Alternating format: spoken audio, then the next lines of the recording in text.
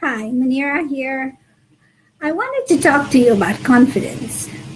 The other day, I took my grandkids to the park, and they climbed onto a hexagonal-looking structure that also, I think, was a creative structure that also turned into a monkey bar for the kids. There was about seven children playing on it, and each one of the little boys that were on it had found their corner on the structure and decided that they were going to own that particular corner. And my granddaughter, she decided that she was going to follow her brother onto this structure, and she climbed up. And she realized that she was being barred from climbing further. So she just, on her way up, started telling everybody, I'm going to follow my brother. And she kept calling to her brother, saying, wait for me, Abizer.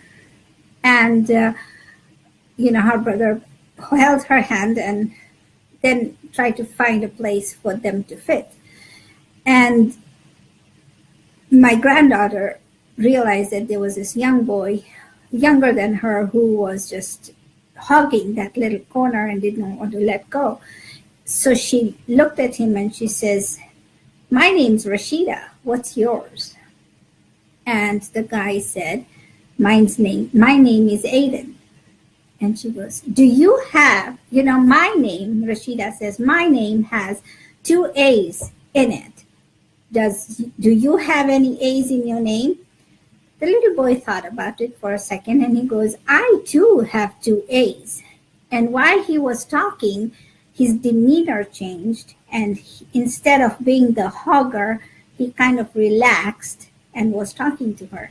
So she kept talking to him, and she says, I go to Silver Lake School. Where do you go? And he goes, I'm in kindergarten. And while my granddaughter was talking to him, she found and created a space between her brother and this little boy. Just all the while asking him questions. They were not yes or no questions, but they were questions that were, there were questions that required an answer. And I was very proud of my granddaughter because we tend at this young age to be so confident, but as we grow older, we cocoon ourselves and decide that we don't want to ask people questions because it's going to be prying. Well, it's not prying because you want to invoke the questions and instigate the questions. I say instigate because you always want to have people think about the answers they're going to give before they give it to them, to give it to you. And so to me, it just created a lot of the emotions that I was very overwhelmed with the emotions that I saw. One, my granddaughter taking charge of the situation, and instead of bullying the kid out of his space, she just started asking him questions where he relaxed, and then she created her own space. It's not a square structure. It's a hexagonal looking shape in 3 dimensions, but every corner is a corner. And she just stood there, and all the kids that were standing there just looked at them. The little boy's parents turned around and looked at me, and she says, you've got one smart cookie over there. And I said, yes, I do.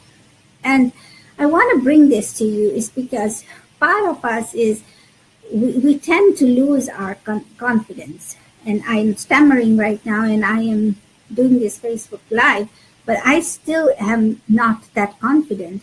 But I know that as I keep doing this, I'm going to be more strategic and more confident and not allow myself to stammer. But I have to start somewhere. So I hope you forgive me and think about the message that I bring to you is that confidence, we tend to become, we think that we should become confident in everything that we do. We will. We will become confident, but as we go along the path, we will. We are not born confident. We have to instill it in ourselves. So I hope you take this message with me, of mine, that with a grain of salt, and understand what I'm trying to tell you, and be confident every day in what you do, because you are powerful women. You can do, you've overcome a lot and you can do much. So thank you for listening, and see you next time.